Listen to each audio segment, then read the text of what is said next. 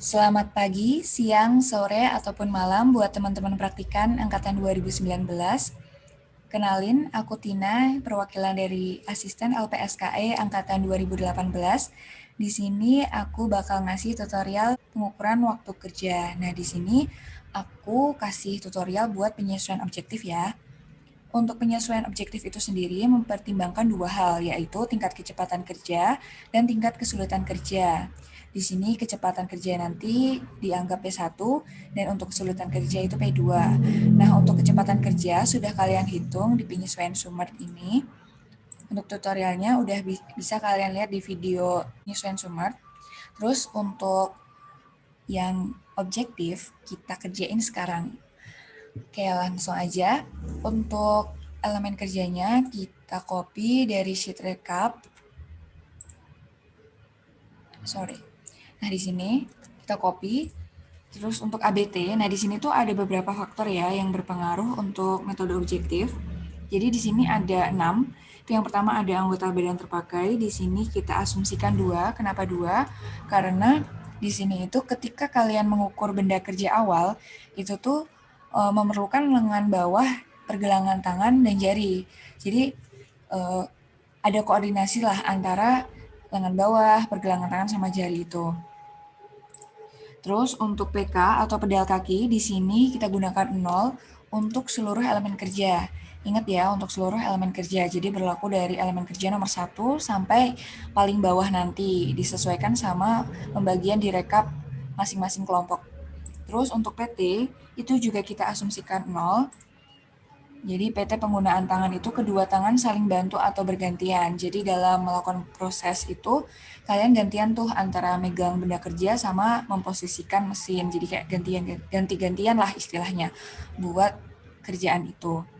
Terus untuk KMT atau koordinasi mata dengan tangan itu kita menggunakan asumsi 4. Kenapa 4? Karena kita kalau ngukur benda itu kan biasanya konstan dan dekat ya. Konstan itu dalam artian kayak misal, oh jaraknya 20 cm terus nih, ya berarti kita ngukurnya samaan gitu, kayak 30 cm terus, jadi konstan gitu perlakuannya. Terus juga dekat tuh dalam artian kayak nggak jauh-jauh banget. Kan nggak mungkin tuh kalian mengukur benda kerja dari jarak 50 cm, kan kayak terlalu jauh. Kayak kalian nggak bisa lihat tuh detail ukurannya berapa, misal 1,2 cm kan nggak kelihatan kalau terlalu jauh. Itu juga kalian sesuaikan sama elemen kerja yang lainnya. Jadi ini berlaku untuk yang pertama itu kayak gitu.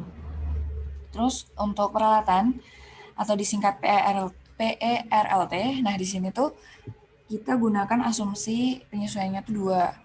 Dua itu perlu kontrol dan penekanan. Jadi ketika kalian menggunakan penggaris ya sebagai uh, alat bantu ukur, itu kan kalian perlu dikontrol ya, kayak nggak mungkin kan penggarisnya itu kalian taruh aja terus bisa mengukur sendiri, kan nggak mungkin. Jadi kalian tempatkan tuh penggaris dari titik 0 itu di ujung bendanya, terus kayak kalian arahin tuh ukurannya panjangnya kemana, lebarnya kemana, yang mau diukur gitu. Jadi perlu kontrol sama penekanan. Penekanan tuh ya dalam artian kayak perlulah kalian kasih tenaga gitu kan, nggak mungkin kayak kalian taruh aja itu penggaris bisa mengukur sendiri. Oke, terus kita ke berat beban. Berat beban di sini diasumsikan yang paling ringan itu 0,45 kilogram. Nah, di sini tuh kalian jumlahin antara tangan sama kaki. Jadi 3 ya. Udah, terus kita total aja biasa untuk masing-masing elemen kerja. Udah, terus P1 kalian link dari SUMERT. P2, berdasarkan hasil perhitungan kita tadi, kita hitung tingkat kesulitan kerjanya. Caranya itu 1 ditambah jumlah dari ini tadi dibagi 100. Oke, udah ketemu. Ya, terus kita kaliin. Jadi, untuk menghitung faktor penyesuaian objektif total, itu kita kalikan P1 dan P2. Karena kan tadi objektif dia memperhatikan kecepatan sama kesulitan kerja. Udah deh, selesai kayak gitu aja. Kita lanjut ya ke rekap waktu kerja. Untuk waktu kerja sendiri, sama, ini copy aja dari rekap. Kita copy, terus di sini juga ada perhitungan waktu normal. Jadi waktu normal itu cara menghitungnya adalah waktu siklus. Waktu siklus itu waktu proses ini. Nah, terus kita kali ke sesuai penyesuaiannya. Jadi kalau tadi di bagian Sumart ya berarti dikalikan sama penyesuaian Sumart yang udah kalian hitung. Udah kan ketemu waktunya 248,59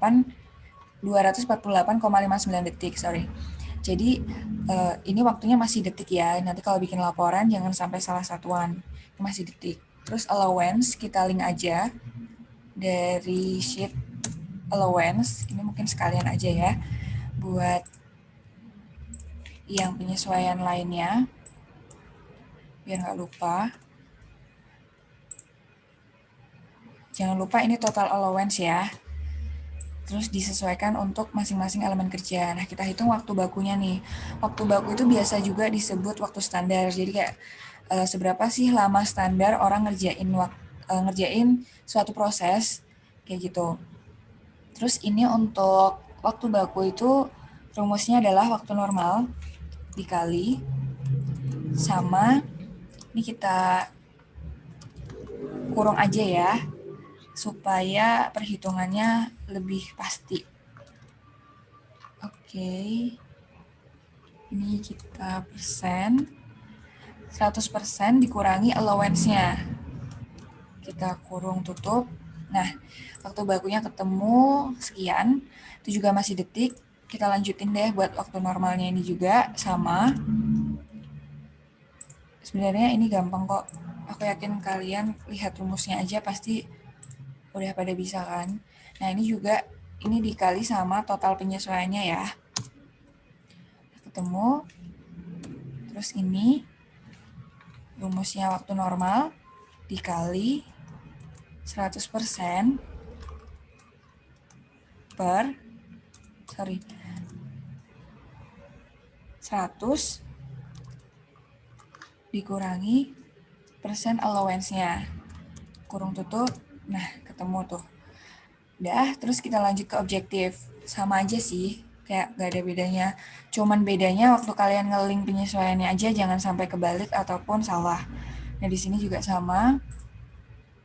Ini dikali, jadi kan objektif ya. Objektif. Nah, kita pakai yang ini tadi. Ini. Oke. Terus kita hitung juga waktu bakunya itu waktu normal dikali 100%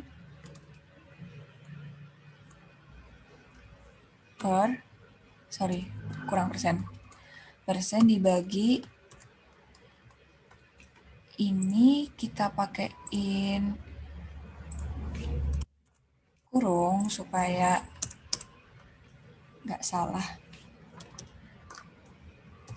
pengerjaannya. Dikurangi allowance. Jangan lupa dikurung tutup. Nah, udah ketemu nih. Jangan lupa nge-linknya itu dipastiin udah benar ya. Jadi ini kan tadi kita nge-link buat penyesuaian ini. Smart udah benar. Terus Westinghouse udah benar ya. Terus ini juga udah objektif. Nah, udah benar. Udah itu kan udah ketemu. Kalian udah ngerti waktu bakunya masing-masing proses berapa. Kita lanjut ke berikutnya. Ini juga sama. Kalian rekap aja. Maksudku ambil dari sheet rekap. Kita paste di sini. Sekalian 3.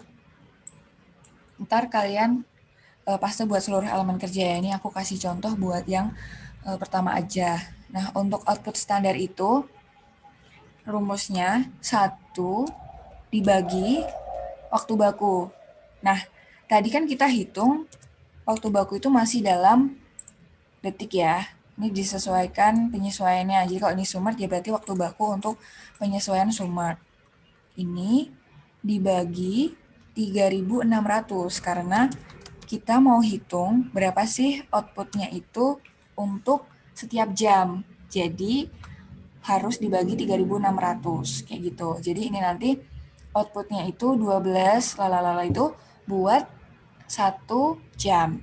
Nah, ini kan masih ada koma-komanya nih. Kalau output itu kan barang ya, benda. Jadi, harus genap. Nah, kita bulatkan. Kalau dibuletin itu, kira-kira kan misal benda nih, kita bisa menghasilkan 12, sekian. Pasti kan ditulisnya secara aktual, itu tuh kita bulatin ke bawah. Karena takutnya kalau dibulatin ke atas tuh kayak malah nggak tercapai gitu kan. Jadi, kita estimasi pembulatan ke bawah. Jadi, kita round down dari output standar teoritis, titik koma, disesuaikan Excel kalian 0. Nah, jadi output standar aktualnya tuh 12 tiap jam ya, jangan lupa. Terus ini juga sama, 1 dibagi waktu baku. Ini kan tadi kita Westinghouse ya, kita ke Westinghouse. Westinghouse dibagi 3.600. Terus ini juga kita sama round down, dibulatkan ke bawah. Kayak gini, ya ketemu kan? Terus lanjut ke objektif, sama juga.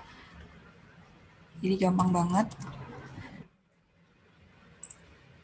Terus, nah ini tadi kita ke ini ya. Oke, ini bagian ini dibagi 3.600 karena dia masih detik. Nah, terus habis itu outputnya yang aktual seperti biasa kita round down. Round down, titik koma 0. Udah deh selesai. Nah, jadi nanti waktu kalian bikin laporan disesuaikan aja kira-kira tabelnya butuh apa aja gitu ya. Ini tuh aja tutorial pengukuran waktu kerja untuk metode objektif, sekalian rekap sama outputnya. Kurang lebihnya mohon maaf. Sekian dari aku cukupkan. Selamat pagi, siang, sore, ataupun malam buat teman-teman semua. Makasih. Semangat ngerjain pengolahan datanya.